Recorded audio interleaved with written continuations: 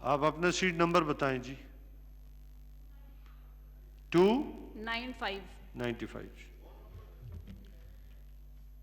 جی بسم اللہ الرحمن الرحیم. شکریہ اسپیکر صاحب، آپ نے مجھے 2020-21 کے بجٹ پہ اپنی رائے کا اظہار کرنے کا موقع دیا.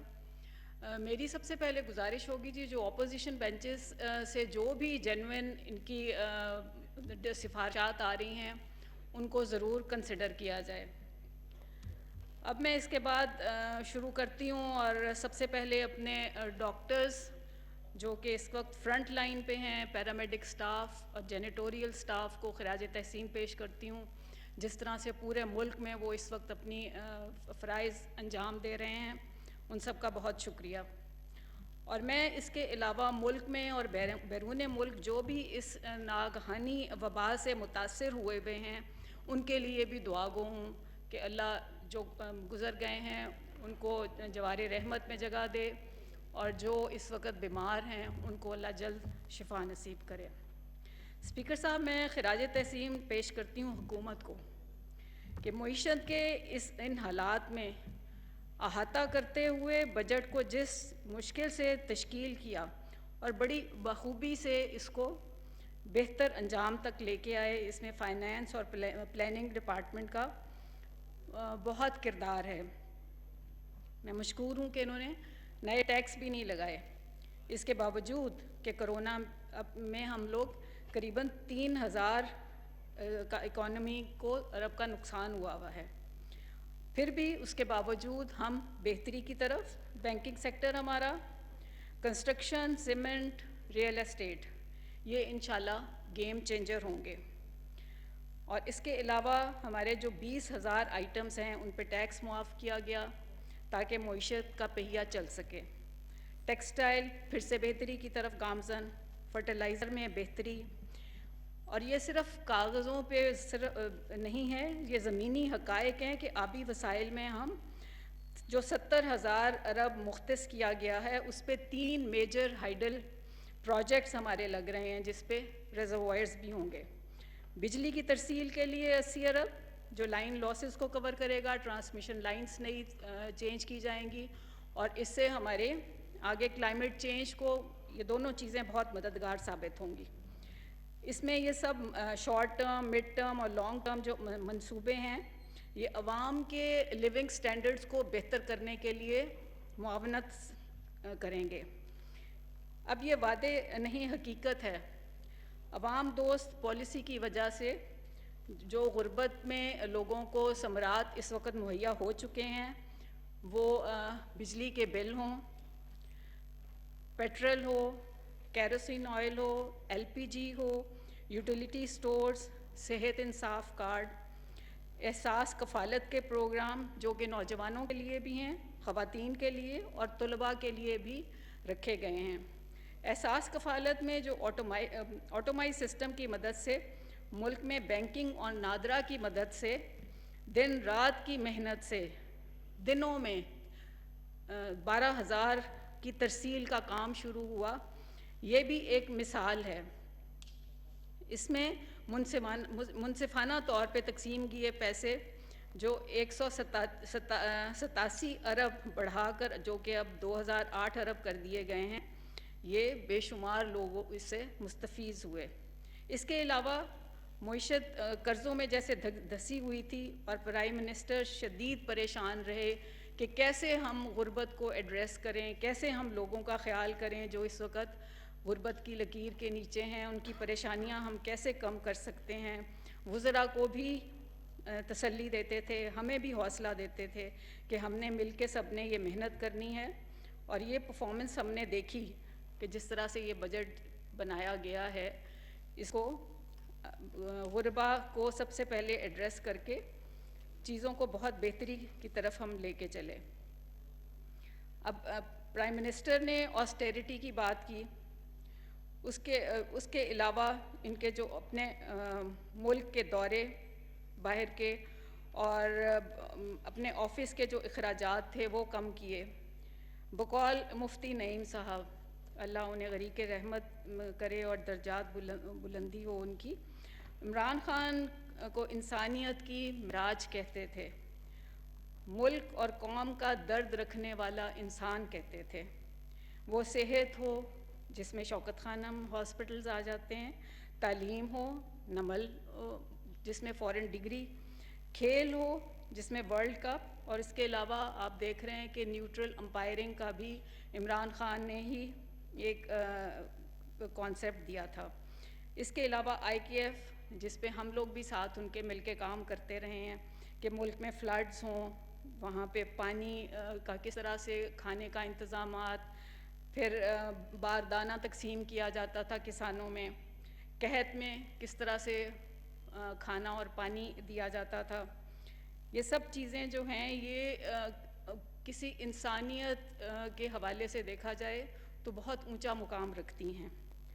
अब दुनिया में भी देखें आप, पाकिस्तान के हवाले से कोई ज़्यादा वक्त नहीं गुजरा, अभी सिर्फ 2 साल हुए हैं, और हम देखते हैं हमारे ग्रीन पासपोर्ट को इज़्ज़त मिलनी शुरू हो गई है। स्पीकर साहब, प्राइम मिनिस्टर की यूनाइटेड नेशंस की जो तकरीर है वो हर तबका फ़िक्र ने मुल्क में भी और दुनिया में भी उसको सराहा, और सबसे पहले उन्होंने जो शुरुआत की वो दुनिया में मौसमी तब्दीली के हवाले से बात थी, और कहा प्राइम मिनिस्टर ने कि ये इशू जो है ये गरीब ममालिक को एड्रेस करना बहुत मुश्किल हुआ है, इस हवाले से फ़ंडिंग की जाए ताकि हम पूरी तरह से इस पे अमल कर सकें। और अल्हम्दुलिल्लाह हम इस काबिल हुए अब कि हम ग्लोबल वार्मिंग को एड्रेस बेहतर तरीके से कर रहे हैं, मैनेज भी कर रहे हैं। उसमें 1 बिलियन ट्री अफॉरेस्टेशन जो प्रोजेक्ट है खैबर पख्तूनख्वा का, उसको कामयाबी से चलते हुए हमने सब ने देखा, और Bonn challenge, world economic forum और दूसरे जो दुनिया के इदारे थे उन्होंने भी इसको देखा, मॉनिटर किया, और थर्ड पार्टी ने ऑडिट भी किया। उसी को देखते हुए आगे बढ़ाया पूरे मुल्क में 10 मिलियन ट्री का प्रोजेक्ट। ये MOCC का बहुत बड़ा एक प्रोजेक्ट है जिसको मैं चाह रही हूँ कि मैं अपनी मिनिस्ट्री के हवाले से यहाँ कुछ बात करूँ ताकि पता भी चले हमें कि हम इसको कितना ज़्यादा आगे इस पे एफ़र्ट्स भी कर रहे हैं, और हमारा जो इस वक्त बजट थोड़ा कट किया गया है उसको जस्टिफाई कर सकूं कि इसको बढ़ाया जाए।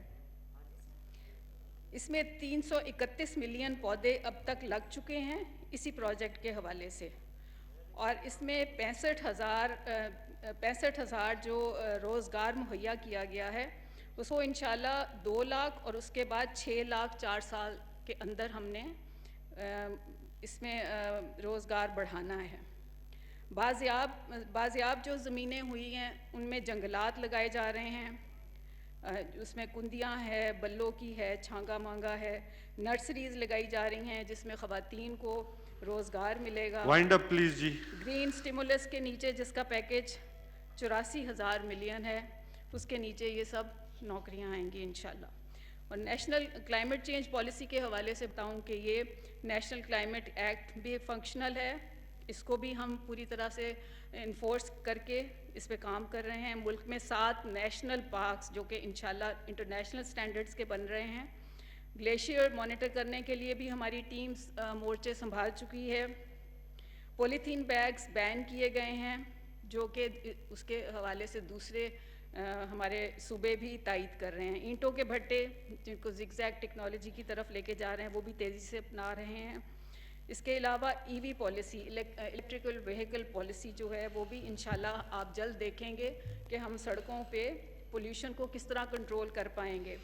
जनाब स्पीकर, एक और बड़ा काम हुआ कि क्लीन एंड ग्रीन इंडेक्स के हवाले से। मैडम साहबा वाइंड अप प्लीज़ जी। हाँ जी, बस मैं मुझे सिर्फ 2 मिनट और दे दीजिएगा।